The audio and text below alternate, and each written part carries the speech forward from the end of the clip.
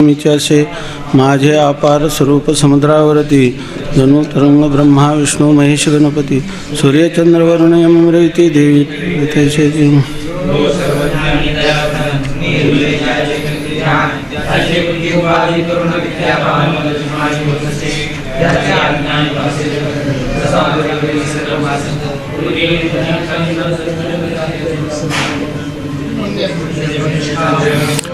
बोध प्राप्ती कारणे भजावा राम तो मी चाहे आत्माप्त काम तरी नमन कोणा करावे म्या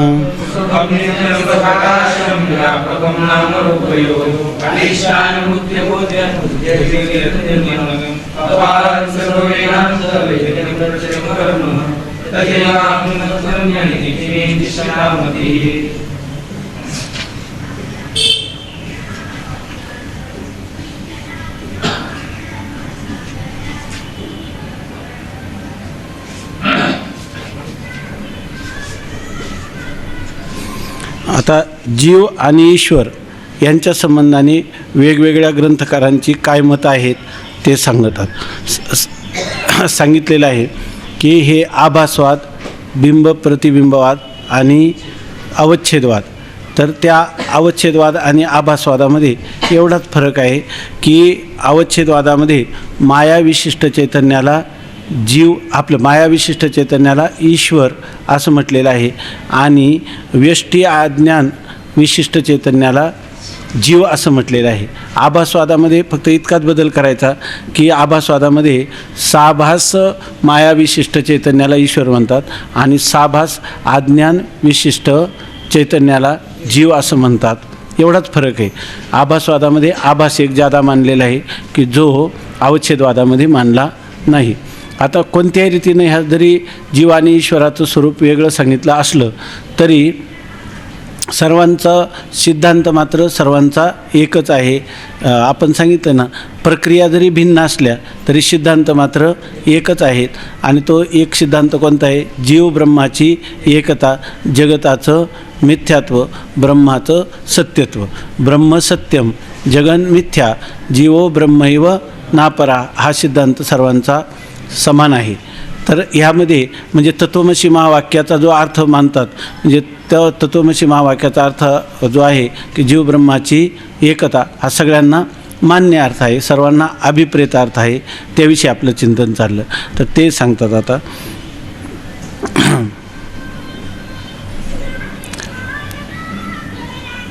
तत्वमसी काय त्या दोघांची एकता, हेच चाललं आहे ना आपलं. त्या दोघांची एकता तत्वमसी या वाक्याने सांगितले आहे. त्या दोघांची म्हणजे जीव आणि ईश्वराची एकता किंवा जीव आणि ब्रह्माची एकता ही तत्वमसी महावाक्याने सांगितली जाते. पण त्या पदाचे वाच्यार्थ घेऊन एकता होणे शक्य नाही म्हणून नाही, हे मला वाटतं झालं आहे का आपलं 263 पाने. तर या ठिकाणी आपल्याला भागत्याग लक्षणा केल्याशिवाय पर्याय नाही. अहम ब्रह्मास्मी असो, आयम आत्मा ब्रह्म, प्रज्ञानम ब्रह्म, तत्वमसी ह्या चारही वाक्यामध्ये जीव आणि ब्रह्माचं जे ऐक्य आहे ते जद लक्षणेनं किंवा भागत्याग लक्षणेनंच त्या ठिकाणी सिद्ध होतं. असं चाललेला विषय आहे. ठीक आहे, बघा आता जशी महावाक्यात भागत्याग लक्षणा आहे तशी सत्यम ज्ञानम अनंतम ब्रह्म इत्यादी वाक्यातही सत्य ज्ञान अनंत इत्यादी पदेही भागत्याग लक्षणेनेच शुद्ध ब्रह्माचे बोधन करतात, शक्तिवृत्तीने बोधन करत नाहीत. आता हे झालं तत्वमसी महावाक्यातल्या जो जीव आणि ब्रह्माची एकता सिद्ध होण्यासाठी आपण भागत्याग लक्षणा केल्याशिवाय पर्याय नाही. परंतु काही वाक्य जे अवांतर वाक्य आहेत, हे झालं महावाक्य, पण अवांतर वाक्य ते काय करतात? ब्रह्माच्या स्वरूपाचं कथन करतात. आणि महावाक्य काय करतात? ब्रह्म आत्मा आहे, ब्रह्म आणि जीव यांच्या ऐक्याचं कथन करणारी वाक्य आहे. आणि काही वाक्ये जीवाच्या किंवा ब्रह्माच्या स्वरूपाचं बोधन करणारी वाक्य आहे, त्यांना काय म्हणतात? अवांतर वाक्य. पण त्या अवांतर वाक्यामध्ये जेव्हा श्रुतीप्रमाणे येतं किंवा श्रुतीचा मंत्र येतो सत्यम ज्ञानम अनंतम ब्रह्म, ब्रह्म कसं आहे? सत्य, ज्ञान आणि अनंत स्वरूप आहे. अनंत शब्दाचा अर्थ केला आहे आनंद, म्हणजे सच्चिदानंद स्वरूप ब्रह्म आहे. हे कोणत्या अवांतर वाक्यांनी सांगितलं. तेव्हा त्या ब्रह्माच्या सत, अच्चित आणि अनंत या पदाचा जेव्हा आपल्याला अर्थ कळायचा त्यावेळेला सुद्धा तो केवळ वाच्यार्थाने त्याचा बोध होत नाही, तिथंसुद्धा भागत्याग लक्षणाच करावी लागते असं सांगतात.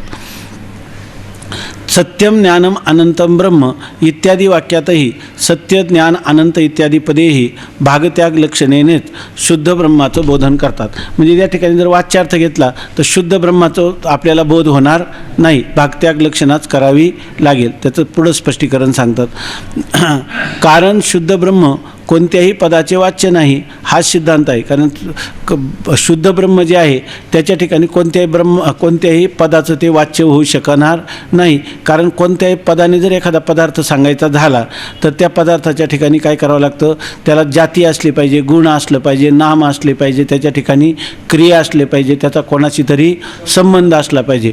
नाम रूप संबंधो जाती क्रिया भेदो हा आकाराशीचे प्रवादो वस्तूशी नाही. आता हे सगळे जे आहे ते कोणाला जाती, गुण, नाम, क्रिया हे आकारावान पदार्थाला आहे आणि ब्रह्म आकारावान नाही. त्यामुळं त्याला वस्तू म्हणजे ब्रह्म, त्याला ही जाती, नाम, क्रिया कोणीच नसल्यामुळं त्याचं कधीही वाच्यार्थाने बोधन केलं जाऊ शकत नाही. आणि जर तुम्ही बोधन कराल तर ते कशाचं बोधन होईल, आकाराचं बोधन होईल, आहे की नाही सगळं. म्हणजे याचा अर्थ शुद्ध स्वरूपात ब्रह्माचं वर्णन करता येत नाही. त्यामुळं मग माऊलीने लिहिले सच्चिदानंद हा सच्चिदानंद हा शब्द आरुतारे. सच्चिदानंद हे शब्दसुद्धा काय परमात्म्याच्या ठिकाणी अलीकडचे आहेत, परमात्मा स्वरूपापर्यंत त्यांची पोहोच नाही असं सांगितलेलं आहे. कारण शुद्ध ब्रह्म कोणत्याही पदाचे वाच्य नाही हा सिद्धांत आहे.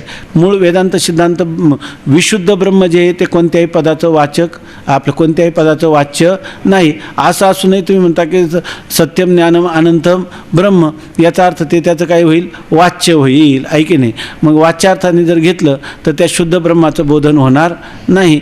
याचा अर्थ ते सोपाधिक किंवा विशिष्ट अशा ब्रह्माचं तुम्हाला बोधन होईल. निरुपाधिक किंवा निर्विशेष अशा ब्रह्माचं वाच्यार्थाने बोध होणं कधीही शक्य नाही. मग त्याच्याविषयी सांगतात. कारण शुद्ध ब्रह्म कोणत्याही पदाचे वाच्य नाही हा सिद्धांत आहे. म्हणून सर्व पदे विशिष्टाचीच वाचक आहेत आणि केवळ शुद्ध लक्ष आहे. याचा अर्थ कोणतंही पद आलं की ते पद कोणत्या ब्रह्माचं बोधन करणार, विशिष्ट ब्रह्माचं बोधन करणार. शुद्ध किंवा लक्ष असणारं जे शुद्ध ब्रह्म त्याचं बोधन कोणतंही वाक्य किंवा कोणतंही पद करू शकणार नाही. तुम्ही सत्यम, ज्ञानम, अनंतम ब्रह्म असं जरी शब्द केले तर त्याचं वाच्यार्थाने ज्ञान होणार नाही. तो जे लक्ष जे ब्रह्म आहे किंवा जे वाच्यार्थाने ज्ञान होईल ते कोणतं होईल, विशिष्ट ब्रह्माचं होईल. शुद्ध ब्रह्म की जे वेदांताचं लक्ष आहे त्या लक्षाचं ज्ञान करून देण्याला ती पदं वाच्यार्थाच्या द्वारा समर्थ नाहीत. आता मग इथं कशी भागत्याग लक्षणं करायची त्याविषयी आता 3 पदं आहेत ना, सत्यम, ज्ञानम, अनंतम. सत्य, ज्ञान आणि आनंद अशी 3 पदं आहे.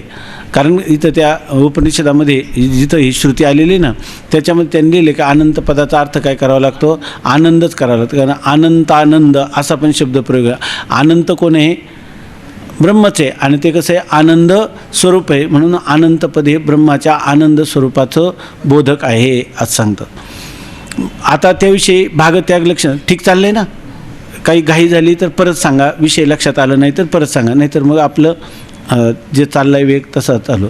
तर आता सांगतात की ह्या ठिकाणी भागत्याग लक्षणा कशी करायची. तर मायेची अपेक्षिक सत्यता आणि चैतन्याची निरपेक्षिक सत्यता मिळून सत्पदाचे वाच्य आहे आणि निरपेक्षिक सत्य लक्ष आहे. आता आपण सत्य शब्द म्हटला तर मायासुद्धा सर्व जेव्हा सृष्टीचा प्रलय होतो तेव्हा प्रलयाच्या वेळेला सर्व प्राणी मात्र कुठं असतात, मायेमध्ये, आहे की नाही. आणि ज्यावेळेला सृष्टी उत्पन्न होते तेव्हा मायेचंच काय होतं, विकार होऊन मायेमध्ये हे सर्व प्राणी मात्र दिसतात. मग या ठिकाणी सर्व प्राणी मात्र नित्य आहेत का, सर्व कालात आहेत का, पण बीजरूपाने माया आहेत की नाही. कारण सृष्टीच्या संहाराच्या वेळेला किंवा सृष्टीचा प्रलय होतो त्यावेळेला हे सर्व असणारं विचित्र विश्व हे आपल्या कारण असणाऱ्या मायेमध्ये लीन होऊन राहतं आणि ती माया पुन्हा पुढच्या वेळेला सृष्टी होते तेव्हा ती बीजरूपाने असणाऱ्या मायेपासूनच सृष्टी होते की नाही. मग ह्या प्राणीमात्रापेक्षा सापेक्ष माया सत्य आहे की नाही, आणि त्या मायेचं अधिष्ठान असणारं ब्रह्मसुद्धा सत्य आहे की नाही. मग सत्यपद आपण जर घेतलं तर सत्यपदाने आपल्या पुढं दोन गोष्टी येतात. मायेची सापेक्षिक म्हणजे कार्याच्या सापेक्ष असणारी मायेची सत्यता आणि निरपेक्ष असणाऱ्या ब्रह्माची सत्यता. ब्रह्मसत्य कसं आहे की जरी एखाद्या ब्रह्मज्ञानी पुरुषाने ब्रह्मविद्येच्या द्वारा किंवा आत्मज्ञानाच्या द्वारा मायेचा नाश केला तर मग माया काय झाली, ब्रह्मज्ञानाने तिचा काय होतो, नाश. म्हणजे याचा अर्थ मायासुद्धा निरपेक्ष सत्य आहे का. पण ब्रह्म हे सृष्टीची उत्पत्ती, स्थिती आणि प्रलय या तिन्ही काळामध्ये काय आहे, नित्य आहे. ब्रह्मज्ञान झालं तरी ब्रह्म नित्यच आहे, नाही झालं तरी ब्रह्म नित्यच आहे. ते निरपेक्ष नित्य आहे. ते तुमच्या अंतःकरणवृत्तीच्या ज्ञान अज्ञानावरही अवलंबून नाही आणि जगताचं उत्पत्ती स्थिती लयावरही अवलंबून नाही. आणि त्या जगत उत्पत्ती स्थिती लयाचं कारण असणारी जी अनिर्वचनीय माया तिच्या भासण्यावर आणि न भासण्यावर किंवा तिच्यामध्ये विकार होणं किंवा आपल्या बीजरूपाने राहणं याच कशावरही ते अवलंबून नाही. म्हणून तिचे ब्रह्माची जी सत्यता आहे, त्रिकालाबाधित सत्यता आहे, ती ब्रह्माचीच आहे आणि ते कोणती निरपेक्षिक सत्यता आहे. मग सत्यम ब्रह्म म्हटलं की आपल्यापुढं दोन आले, एक मायेचं सापेक्षिक सत्य आणि ब्रह्माचं निरपेक्षिक सत्यत्व, असे दोन गोष्टी आपल्यासमोर आल्या. बरोबर आहे ना. तसंच आता ज्ञानम बुद्धिवृत्तीरूप ज्ञान आणि स्वयंप्रकाश ज्ञान ही दोन्ही मिळून ज्ञानपदाचे वाच्य आणि केवळ स्वयंप्रकाश ज्ञान लक्ष आहे. आता ज्ञान म्हटलं तर बुद्धिवृत्तीला ज्ञान होतं की नाही, घट ज्ञान, पट ज्ञान. ह्या ज्ञान शब्दाने आपल्याला काय, बुद्धीच्या ठिकाणी होणारं ज्ञान. बरोबर ना. हे एक झालं. पर अहम ब्रह्मास्मीपर्यंत आहे की नाही, हे बुद्धिवृत्तीला होणारच ज्ञान आहे की नाही. म्हणून केवळ बुद्धिवृत्तीरूप ज्ञान आणि दुसरं ज्ञान कोणतं आहे, एक स्वयंप्रकाश ज्ञान.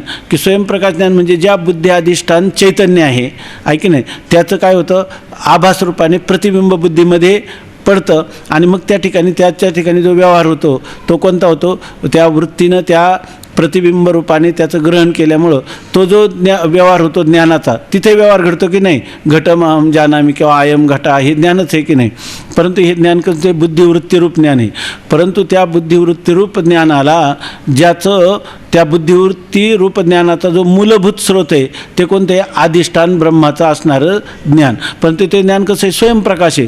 ते ज्ञान असं आहे की इतरांचं प्रकाशन करतं पण आपल्या प्रकाशनासाठी कोणाची अपेक्षा करत नाही.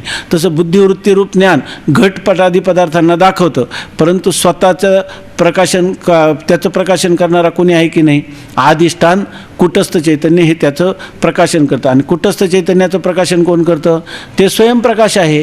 ते इतरांचं प्रकाशन करतं, आपल्या प्रकाशनाकरता कोणाची अपेक्षा करत नाही. तेव्हा ज्ञानपदाने आपल्याला दोन गोष्टी डोळ्यासमोर येतात. एक स्वयंप्रकाश असणारं जे ज्ञान की जे निरपेक्ष आहे, जे बुद्धिवृत्ती रूप ज्ञानाच्या निरपेक्ष असणारं केवळ स्वयंप्रकाश ज्ञान. आणि दुसरं ज्ञान कोणतं, बुद्धिवृत्तीरूप असणारं ज्ञान. असे ज्ञानपदाने आपल्याला दोन गोष्टी समोर येतात. तर स्वयंप्रकाश ज्ञान हे काय आहे, स्वयंप्रकाश ज्ञान कसं आहे, लक्ष्य आहे की नाही. तसंच वर सांगितलेलं जे ब्रह्मचैतन्याची सत्ता आहे ती कशी आहे, निरपेक्ष आहे आणि ती ब्रह्मचैतन्य कसं आहे, लक्ष्य आहे. सत्यम हे इथं हे चाललेलं आहे. सत्यम एक सत्य कोणतं आहे, निरपेक्ष असणारं सत्य आहे आणि एक काय आहे, सापेक्ष सत्य आहे. तसं इथं सापेक्ष ज्ञान आहे आणि एक निरपेक्ष ज्ञान आहे. परंतु सापेक्ष ज्ञान हे काय आहे, वाच्य आहे आणि निरपेक्ष ज्ञान हे काय आहे, लक्ष्य आहे. तसं मायेची सापेक्षिक सत्यता हे वाच्य आहे आणि हे निरपेक्ष नाही, वाच्यार तसं नाही. वाच्यार्थाने दोन्ही गोष्टी लक्षात येतात. कोणते, सत्तेचं कोणते दोन स्वरूपं समोर येतात. सत शब्दाच्या उच्चारणाने कोणते येतात, एक सापेक्षिक सत आणि एक निरपेक्षिक सत. तसं चित शब्दाचा वाच्यार्थ दोन प्रकाराने येतो, एक स्वयंप्रकाश ज्ञान आणि वृत्त्यात्मक बुद्धिवृत्त्यात्मक ज्ञान असं येतात. तसंच आता आनंद शब्दाने किंवा अनंत शब्दाने अनुकूल विषय संबंधजन्य सुखाकार सात्विकांतकरणाची वृत्ती आणि परमप्रेमास्पद स्वरूप सुख हे दोन्ही मिळून आनंदपदाचे वाच्य आणि वृत्ती भाग टाकून स्वरूप सुख भाग लक्ष आहे. आपल्याला सुख शब्दाचा विचार आपलं सुख शब्दाचं उच्चारण केलं की आपल्यापुढं दोन अर्थ येतात. कोणतं दोन अर्थ येतात? एक, आपल्याला अनुकूल विषयाचा संबंध झाल्यामुळं होणारं जे अंतःकरण वृत्तीरूप सुख किंवा आनंद असा एक अर्थ आहे. आणि एक परमप्रीतीचा विषय कोण आहे? आत्मा. परमप्रीतीचा विषय म्हणजे अनुकूल असो किंवा प्रतिकूल विषयाचा संबंध हो किंवा न हो तरीसुद्धा ज्याच्यावर आपलं काय आहे? निरतिशय प्रेम आहे. असा निरतिशय प्रेमाचा विषय कोण आहे? आत्मा आहे. आहे की नाही? परमप्रीती विषयत्वात ना यम आत्मा परानंदा परप्रेमास्पदम यतः.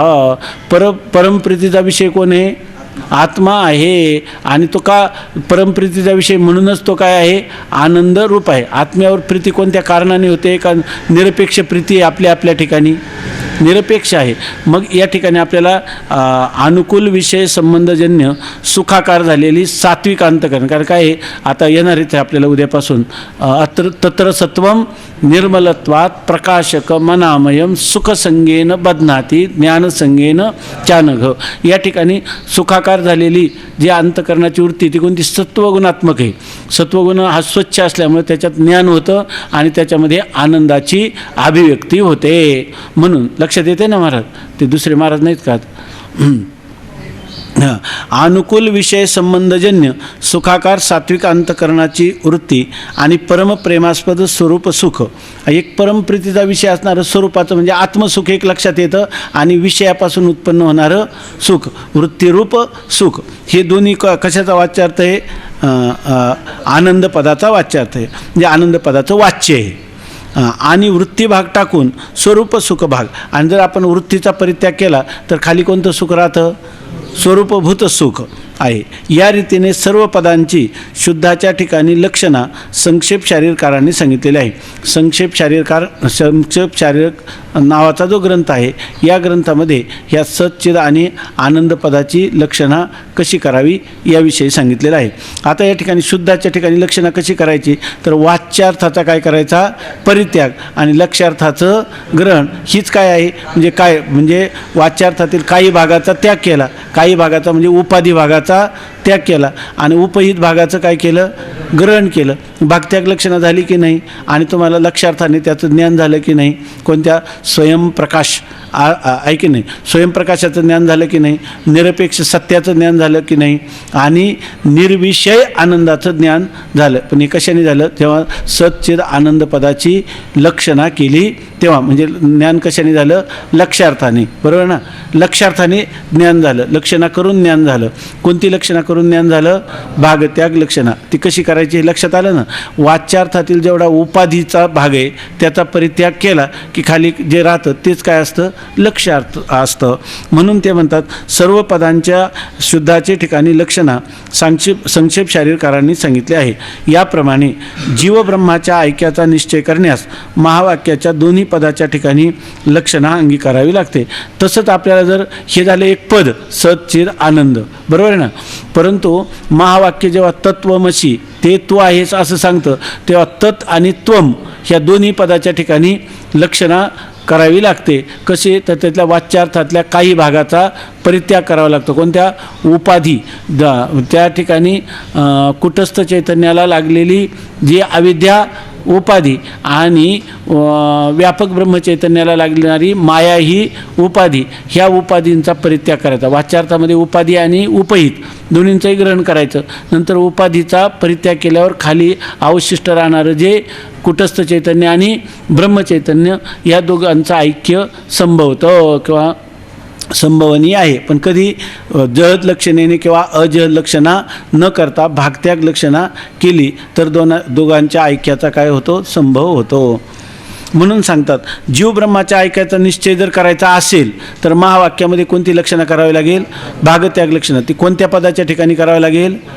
दोन्ही पदाच्या, तत्पदाच्या आणि त्वम दोन्ही पदाच्या ठिकाणी लक्षणा केली तरच महावाक्याचा जो अर्थ आहे जीव ब्रह्माचं ऐक्य असा आपला निश्चय होईल, अन्यथा होणार नाही. थोडक्यात काय? दोन्ही पदाच्या ठिकाणी लक्षणा ही केलीच पाहिजे. आता याच्यावर त्यांनी काही ग्रंथकार जे तर दोन्ही पदाच्या ठिकाणी लक्षणा नको, कोणत्याही एकाच पदाच्या ठिकाणी लक्षणा करावी लागते. मग एका पदाच्या ठिकाणी लक्षणा करून जर जीव ब्रह्माचं ऐक्य होत असेल तर दोन पदाच्या ठिकाणी लक्षणा करण्याची काय गरज आहे?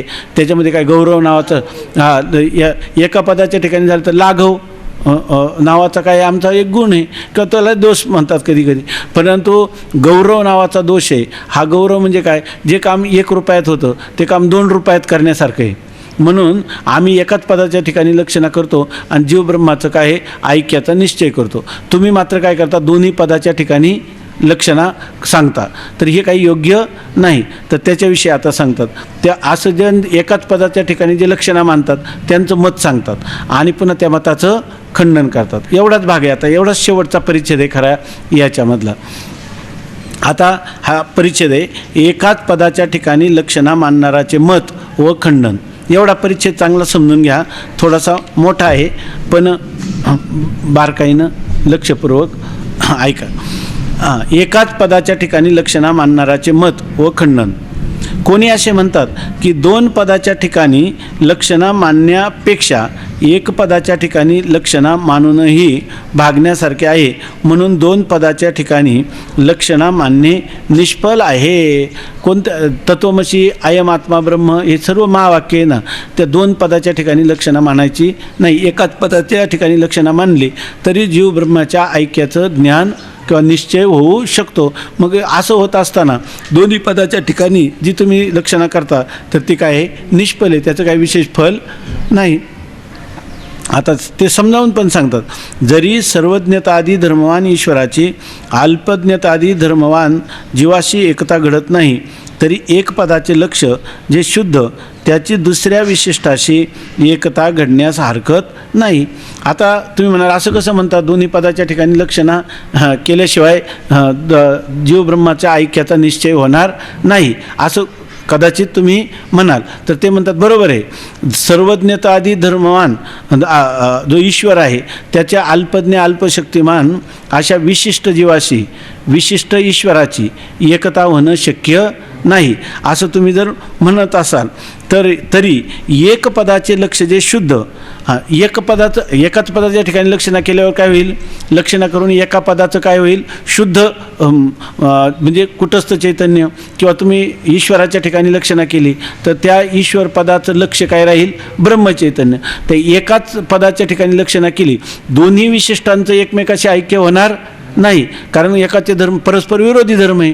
कारण ईश्वर कसा आहे? सर्वज्ञत्वादी धर्मांनी विशिष्ट असणाऱ्या ईश्वराचं अल्पज्ञत्वादी धर्मांनी विशिष्ट असणाऱ्या जीवाची ऐक्य घडणं शक्य नाही. पण जर समजा तुम्ही जीवाची ठिकाणी लक्षणा केली मग जीवाचं लक्ष काय राहील? कुटस्थ चैतन्य आणि त्याचं विशिष्ट असणाऱ्या एक शुद्ध आणि दुसरा काय आहे? विशिष्ट, त्यांच्याशी ऐक्य घडायला काय हरकत? एका शुद्धाचं दुसऱ्या विशिष्टाचे ऐक्य घडायला हरकत नाही. आणि लक्षणा कोणत्या ठिकाणी करायची?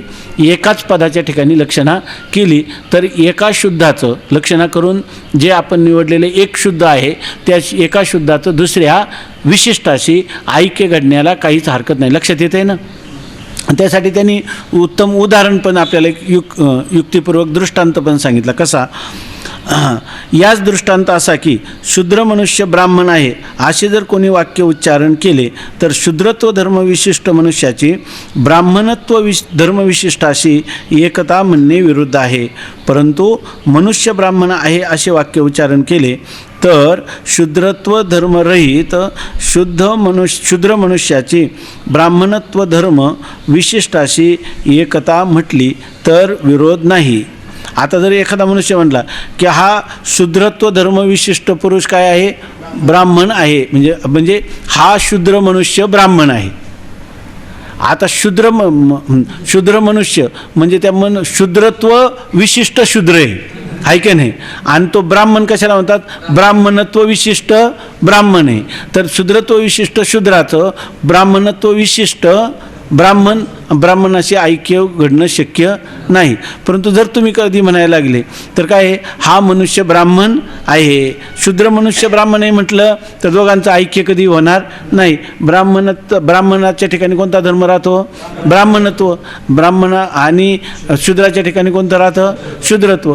मग शूद्रत्व धर्माने विशिष्ट असणाऱ्या शूद्रात, ब्राह्मणत्व धर्माने विशिष्ट असणाऱ्या ब्राह्मणाशी ऐक्य घडणार नाही. पण आम्ही समजा असा विचार केला की काय मनुष्य ब्राह्मण आहे, मनुष्य ब्राह्मण आहे, ब्राह्मणही मनुष्यच आहे की नाही, आणि शूद्रसुद्धा काय आहे? मनुष्य आहे. मग या ठिकाणी शूद्रत्व रहित, बरोबर ना, हा शूद्र ब्राह्मण आहे म्हणता येणार नाही, पण मनुष्य ब्राह्मण म्हणता येईल ना. कारण का, ही शूद्रत्व विशिष्टाचं ऐक्य होत नाही म्हणून. पण मनुष्य जो आहे, ब्राह्मणाच्या ठिकाणी मनुष्यत्व आहे की नाही, आणि मनुष्याच्या ठिकाणी मनुष्यत्व आहे की नाही. मग मनुष्य ब्राह्मण आहे म्हणजे एकाचं जर आपण लक्ष आणि दुसऱ्याचं दुसरं विशिष्ट असं केलं तर एका शूद्रत्व धर्म रहित मनुष्याचं ब्राह्मणाशी ऐक्य होण्याला काहीच हरकत नाही. तसं हे झालं दृष्टांत. तसंच म्हणतात. परंतु मनुष्य ब्राह्मण आहे असे वाक्य उच्चारण केले तर शूद्रत्व धर्म रहित शूद्र मनुष्याचे, शूद्रत्व धर्माने तो काय आहे? रहित. असा जो शूद्र आहे त्याची त्या ब्राह्मणाशी एकता घडण्यास हरकत नाही. ब्राह्मण म्हणजे कोणता? ब्राह्मणत्व धर्माने विशिष्ट असणाऱ्या ब्राह्मणाशी शूद्रत्व धर्माने रहित असणाऱ्या शूद्र मनुष्याची एकता घडण्याला काही हरकत नाही. हा झाला दृष्टांत. आता दार्ष्टांतिका सांगतात काय? हा ते काय आता त्यांच्या वाक्य रचना पुन्हा काय म्हणतात? शूद्र. पण हा मनुष्य ब्राह्मण आहे याने त्याची एकता मात्र निश्चित होईल, आहे की नाही, असं ते सांगतात. आता दार्ष्टांतिका सांगतात त्याचप्रमाणे जीव किंवा ईश्वर यांच्या वाचक पदापैकी कोणत्याही एका पदाच्या ठिकाणी लक्षणा करून शुद्ध चैतन्याची ईश अथवा जीवपदाच्या विशिष्टाशी एकता होण्यास हरकत नाही. हे तसं जिकडे घ्यायचं शूद्र मनुष्य आणि ब्राह्मण मनुष्य यांच्याप्रमाणे.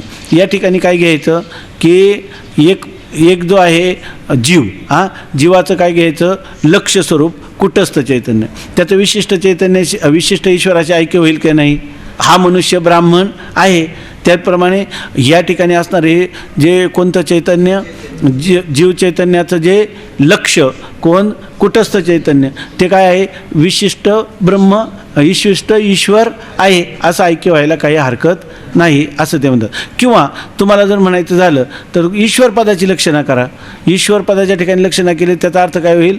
ब्रह्मचैतन्य. आणि ते ब्रह्मचैतन्यच कोण आहे? विशिष्ट जीवचैतन्य आहे. असं कोणत्या एका पदाच्या ठिकाणी उलटं बोललो का?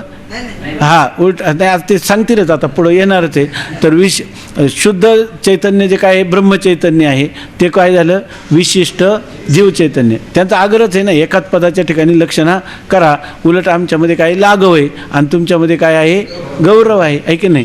एकाने काम भागत असताना, एका पदाची लक्षणा केली असताना, केल्याने चालत असताना तुम्ही काय करता? विनाकारण दोन पदाच्या ठिकाणी लक्षणा करता. त्यासाठी त्यांनी उदाहरण पण सांगितलं, युक्ती पण दिली, आहे की नाही, आणि दार्ष्टांतिकामध्ये आपलं त्याला सिद्धांत समजावून पण सांगितला. ठीक आहे ना. एवढं झालं.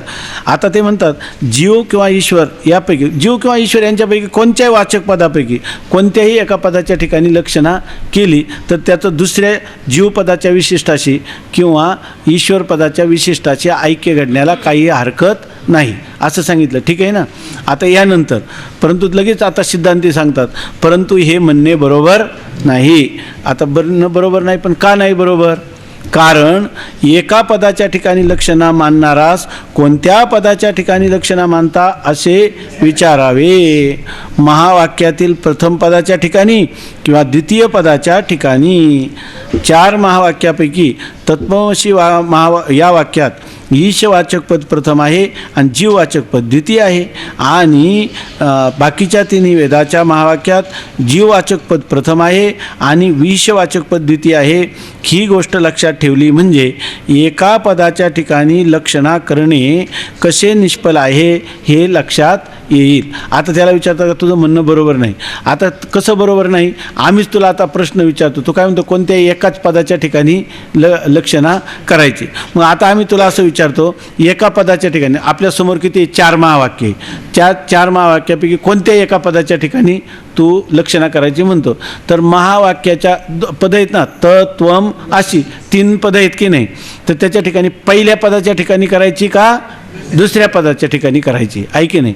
तर यांनी काय अगोदरच एखाद्याचा पराजय करायचा त्याच्या वाक्यावरून त्याला अभिभूत करायचं, तर आपल्याला बरोबर त्याला कुठं पेच निर्माण होईल अशा प्रकारचं आपल्या डोळ्यासमोर एक अंधुक अशा प्रकारची आकृती असली पाहिजे आहे की नाही. जसा घट बनवायचा, तो घट अगोदर कुठं असतो, कुंभाराच्या डोक्यात असतो आहे की नाही, नंतर तो बाहेर प्रगट होतो. काय ओवी माऊलीची, गडे गाडे काय भूमी आतुनी स्वयंभ, गडे गाडग्याचे निगती कोंभ, परिते कुलालमतीचे गर्भ उमटले की. तसा हा सिद्धांत पक्षी त्याला विचारतो. अगदी त्याच्यातून काही अगदी शिळोप्याच्या गोष्टी चालल्यात असं त्याचं चाललंय, आणि त्याला म्हणतो हा बरोबर एका पदाच्या ठिकाणी लक्षणा, परंतु महावाक्यातल्या कोणत्या पदाच्या, प्रथम पदाच्या ठिकाणी लक्षणा करायची का द्वितीय पदाच्या ठिकाणी लक्षणा करायची. आता हा जर कदाचित म्हणेल की प्रथम पदाच्या ठिकाणी, त्याचं प्रथम पदाच्या ठिकाणी म्हणून, कारण महावाक्य 4 आहेत आणि त्यातलं एकच महावाक्य असं आहे तत्वमसी, का तत्पदाचा काय आहे अर्थ ईश्वर ऐका ना, तोम पदाचा जीव, म्हणजे प्रथम पद कोणतं आहे, ईश्वर वाचक आहे तत्वमसी महावाक्याचं. आणि पुढची जी वाक्य आहे ना, प्रज्ञानम ब्रह्म, प्रज्ञान शब्दाचा अर्थ काय आहे, जीव आहे. आयम आत्मा ब्रह्म, आत्मा शब्दाचा अर्थ काय आहे, जीव. आणि अहम ब्रह्मास्मीमधले अहमचा अर्थ काय आहे. मग 3 महावाक्यात प्रथम पद आहे जीववाचक, आणि एका महावाक्यातच पद काय आहे, ईश्वरवाचक आहे की नाही.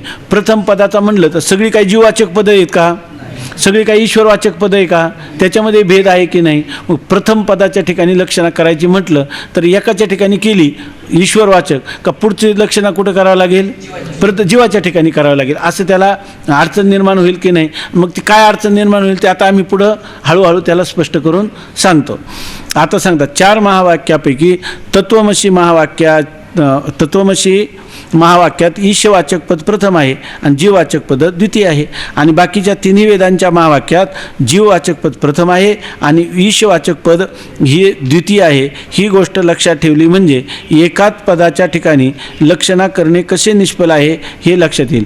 प्रथम त्याला काय विचारलं, तुला जी लक्षणा करायची ती प्रथम पदाच्या ठिकाणी करायची का द्वितीय पदाची. प्रथम पदाच्या ठिकाणी म्हटलं की एक येईल ईशवाचक पदावर आणि बाकीच्यावर करायला लागतील जीववाचक आहे की नाही.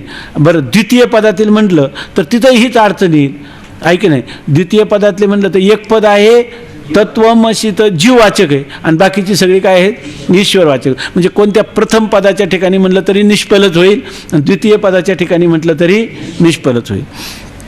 आता सांगतात 4 वाक्यातील प्रथम पदाच्या ठिकाणी लक्षणा मानावी असे म्हणेल तर तत्वमसी महावाक्याचा अर्थ ईश्वराधिष्ठान ब्रह्मचैतन्य अल्पज्ञाती धर्मविशिष्ट संसारी जीवरूप आहे अशी एकता होईल.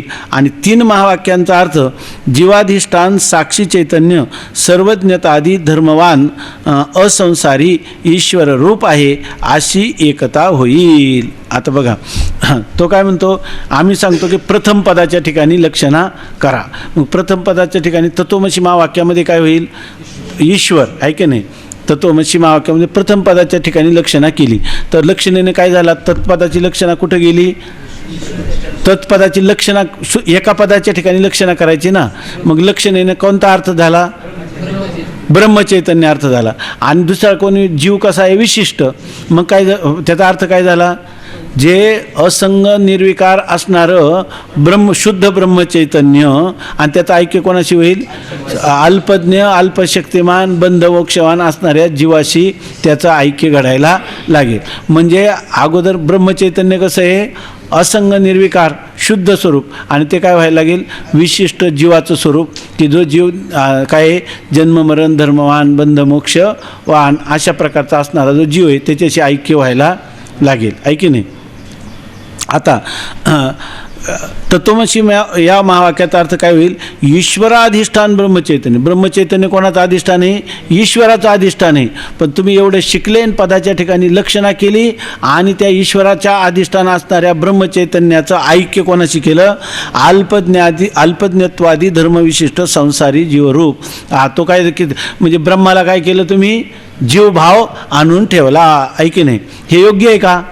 मूळ इश्वराचं अधिष्ठान आणि शास्त्र शिकले आणि एकता केली. कोणाची केली? विशिष्ट जीवाशी एकता केली. काय पुरुषार्थ संपादन केला का? मोठा घोटाळा केला, प्रमाद केला?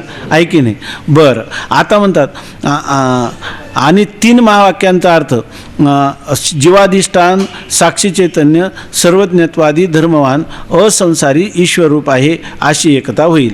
आता तुम्ही काय म्हणले? दुसऱ्या पदाच्या ठिकाणी लक्षणं करायची, बरोबर ना? हा, इतर जी 3 महावाक्य आहेत त्या 3 महावाक्यांचा अर्थ काय होईल? जीवाधिष्ठान साक्षी चैतन्य. त्याच्यात काय केली? लक्षणा. तिसऱ्या प्रथम पदाच्या ठिकाणी लक्षणा केली. मग प्रज्ञान किंवा अहम ब्रह्मास्मी आणि अयम आत्मा या ठिकाणी लक्षणा केली. त्या लक्षणेनं कोणता अर्थ झाला? जीवाधिष्ठान साक्षी चैतन्य, बरोबर आहे ना? ते काय झालं? जीवाधिष्ठान साक्षी चैतन्य. आणि ते कोण आहे? विशिष्ट ईश्वर आहे. म्हणजे सर्वज्ञत्व सर्वशक्तिमान असणारा, जो बंधमोक्ष रहित असणारा, नित्य मुक्त असणाऱ्या त्या ईश्वराशी त्याचं काय झालं? ऐक्य. अनुभवाशी जुळणार आहे का? जीवाची दररोज हे चालले की मी अल्पज्ञ आणि देवा मी अनाथ अपराधी, आणि लक्षणा केली एका पदाच्या ठिकाणी, आणि ऐक्य कोणाचं केलं? विशिष्ट असणाऱ्या ईश्वराशी, बरोबर आहे का नाही? विशिष्ट असणाऱ्या ईश्वराशी ऐक्य केलं. काय पुरुषार्थ प्राप्त झाला तुम्हाला याच्यामध्ये? बरं, हे काय अनुभवाशी जुळतंय का? अनुभवाशी पण जुळत नाही. तत्वमसी या महावाक्याचा अर्थ कुठं आलं आपलं? बरोबर आहे ना? 3 महावाक्यांचा अर्थ जीवाधिष्ठान साक्षी चैतन्य सर्वज्ञतादी धर्मवान असंसारी ईश्वरूप आहे. ईश्वर कसा आहे? असंसारी. तो आहे सर्वज्ञतादी धर्मवान. आणि तुम्ही लक्षणा केली आणि लक्षणेने अर्थ काय झाला? की जे जीवाधिष्ठान चैतन्य आहे तेच काय आहे? विशिष्ट ईश्वर आहे. तर जो विशिष्ट ईश्वर हा काय? नित्य मुक्त आहे, असंसारी आहे आणि सर्वज्ञ आहे. जीव कधी सर्वज्ञ झाला आहे का आतापर्यंत? कधी झालेला नाही. आणि असा अनुभव तरी आहे का कोणाला? शास्त्रात विचारात तरी कुठं सांगितलं आहे का? नाही. बरं, द्वितीय पदात एकता मानली तर याचे उलट अर्थ होईल. आता ते म्हणजे प्रथम पदात नाही एकता मानली. कशात मानायची एकता? द्वितीय पदात लक्षणं करायची मग एकता मानायची. कारण ही अडचण आली ना प्रथम पदाचे. आता द्वितीय पदात जर लक्षणं केली तर आता इथं काय? तत्वमसी. त्वम पदात लक्षणं केली तर काय अर्थ झाला? साक्षी चैतन्य. आणि तो साक्षी चैतन्याचा ऐक्य कोणाची होईल? विशिष्ट ईश्वराशी होईल. आणि खालचे जे त्यांचं कुठं होईल? ब्रह्म. खालचे सगळे कोणते शब्द आहेत? तत्वमसीमध्ये जीव म्हणजे जीववाचक पद एकदाच आहे, तेवढ्याच महावाक्यात आहे. बाकीच्या ठिकाणी कोणतं पद आहे? ईश्वरवाचक पद आहे. म्हणजे त्याचं काय होईल? ब्रह्मचैतन्य. आणि ते ब्रह्मचैतन्य काय व्हायला लागेल? संसारी,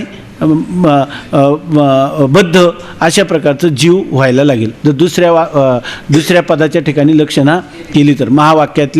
सर्व महावाक्यातल्या केवळ द्वितीय पदाच्या ठिकाणी लक्षणा केली तर हा काय होईल? द्वितीय त्वम पदाचा जो लक्ष आहे साक्षी चैतन्य ते काय व्हायला लागेल? विशिष्ट ईश्वर व्हायला लागेल. आणि बाकीचे जे ते सगळे विशिष्ट आपलं ब्रह्मचैतन्य द्यायचे काय? कशाला प्राप्त व्हायला? संसारी अशा जीवभावाला प्राप्त होऊ लागेल. मग तुम्हाला म्हणता येईल का प्रथम पदाच्या ठिकाणी लक्षणा, द्वितीय पदाच्या ठिकाणी लक्षणा? कसंच म्हणता येत नाही. यालाच काय म्हणायचं? उभयता पाशा रज्जू. दोन्हीकडून अडचणीत येतं की नाही? प्रथम पदाची घ्या किंवा द्वितीय पदाची लक्षणं घ्या आणि एकाची लक्षणं करू नका. एकाचं विशिष्ट स्वरूप ठेवा आणि त्याच्याशी ऐक्य होऊ शकतं. आणि त्याने मोठी बुद्धी चालून सांगितलं का काय? हा मनुष्य ब्राह्मण आहे, तसं हे शुद्ध चैतन्य जीव आहे, किंवा हे शुद्ध साक्षी चैतन्य ईश्वर आहे, किंवा शुद्ध ब्रह्म जीव आहे. असंच होईल की नाही?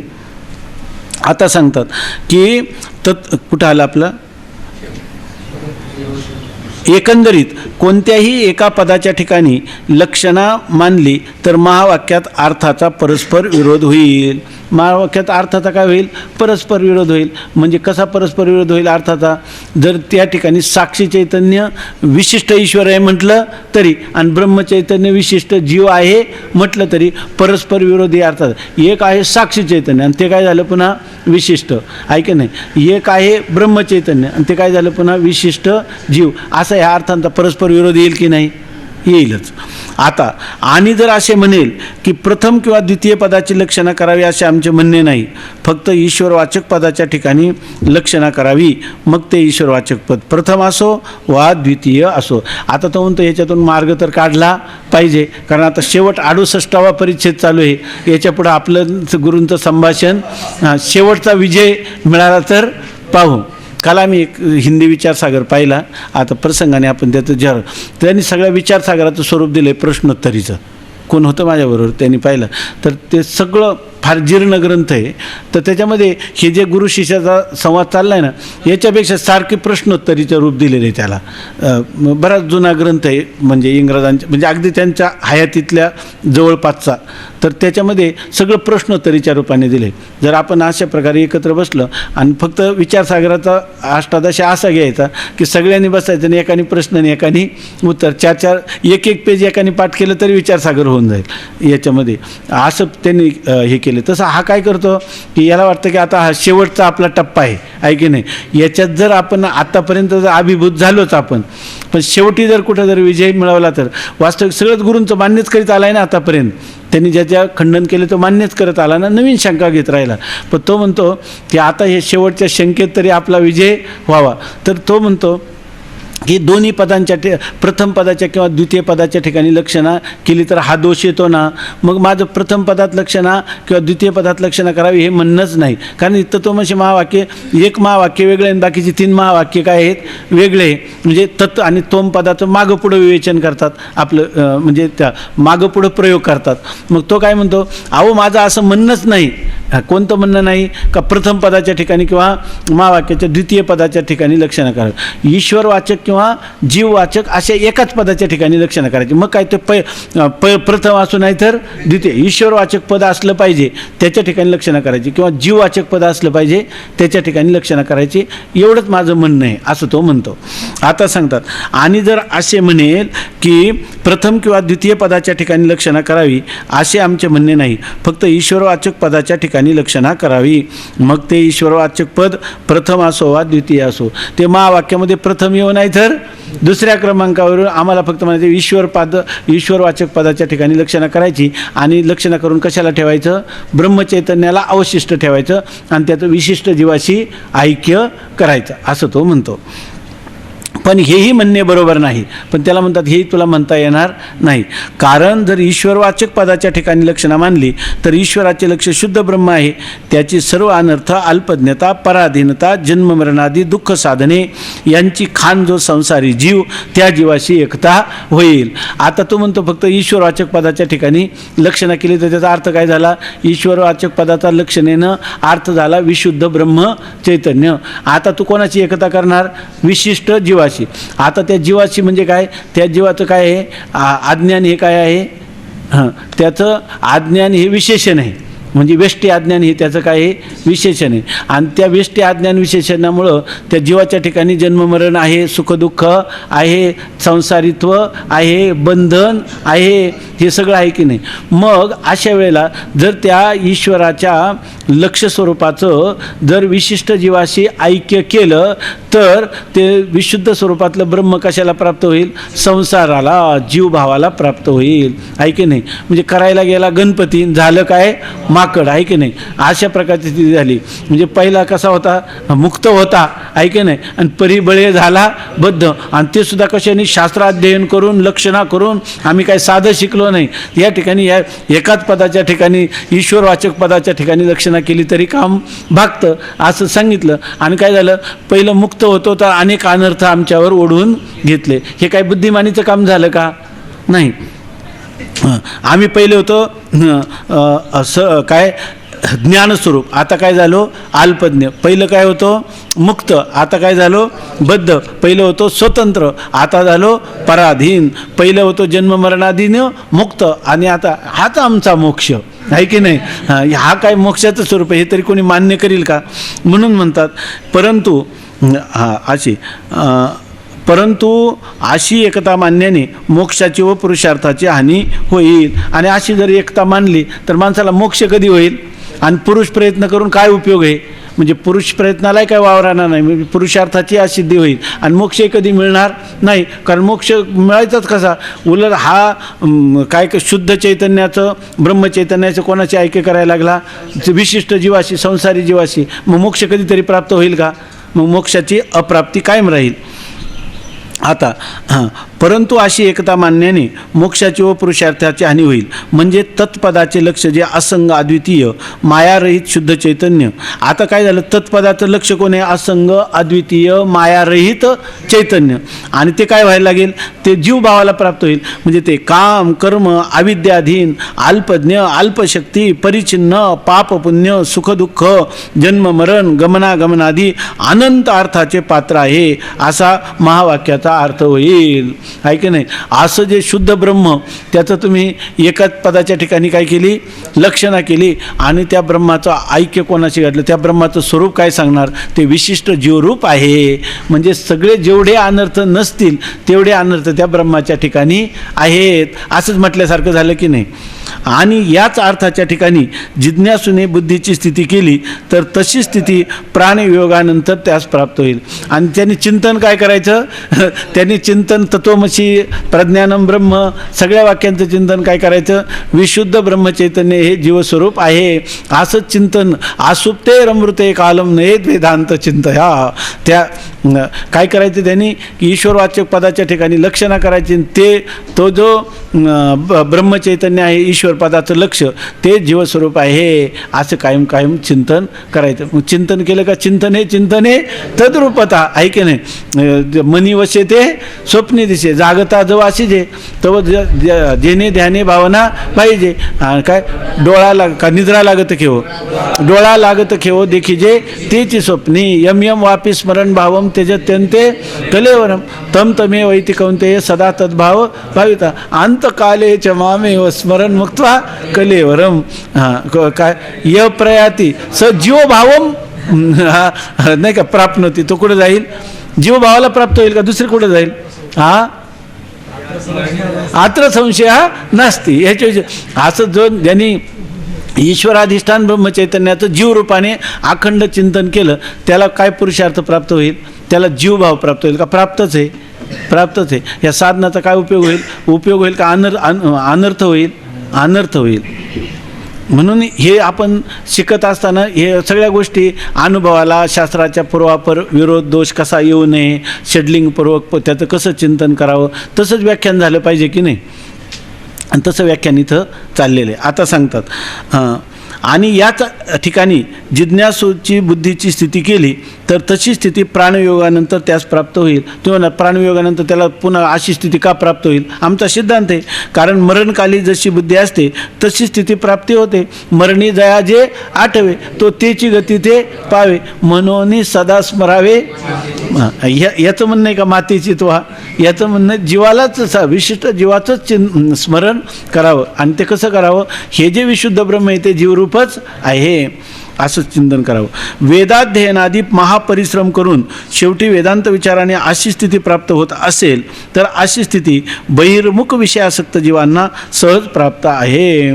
संपूर्ण विचारसागराचं वर्षभर चिंतन केलं आहे की नाही आणि ही स्थिती जर प्राप्त होणार असेल अनर्थकारक तर बहिर्मुख पुरुषांना ती काय काहीच वेदाध्ययन न करता देखील प्राप्त आहे. मग तू मिळवलं ते काय, उलट बिचा बहिर्मुख पुरुषांनी मन मानेल तशा विषयांचा तरी उपभोग घेतला आणि तू सुखार्थीनं हा कुतो विद्या ह्या विद्येच्या नादी लागला कशासाठी, सुखासाठी. आणि त्यामुळं काय म्हटला की काही अनेक वेळा तुला त्रास झाला तर तू काय म्हटला, नाही पण विद्या अशी मिळत नसते. सुखार्थीनं हा कुतो विद्या कुतो विद्यार्थीनं हा सुखम. पण विद्यार्थ्यांना सुखम प्राप्त झालं का दुःखम प्राप्त झालं, दुःखच प्राप्त झालं ऐक नाही, अनर्थच प्राप्त झाला. मग वेदाध्ययनादी परिश्रम करण्यात अर्थ काय? वेदांत विचाराचे सकल अनर्थ निवृत्ती आणि परमानंद प्राप्ती हे मुख्य फल आहे. वेदांत विचार करायचा कशासाठी?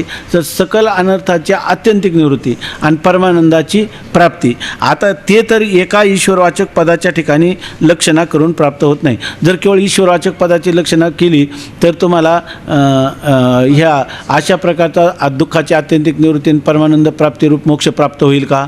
नाही. म्हणून दोन्ही पदाच्या ठिकाणी लक्षणा मानणे आवश्यक आहे. ह्या सगळ्यांचं म्हणण्याचं तात्पर्य काय? केवळ जीववाचक किंवा केवळ ईश्वरवाचक पदाच्या ठिकाणी लक्षणा मानून भागणार नाही. दोन्ही पदांच्या ठिकाणी लक्षणा ही अवश्य मानलीच पाहिजे. आता ती कसे मानायचे ते पुढं सांगतो. पुंडलिक वरदा हरी विठ्ठल श्री ज्ञानदेव तुकाराम ज्ञानेश्वर महाराज की जय.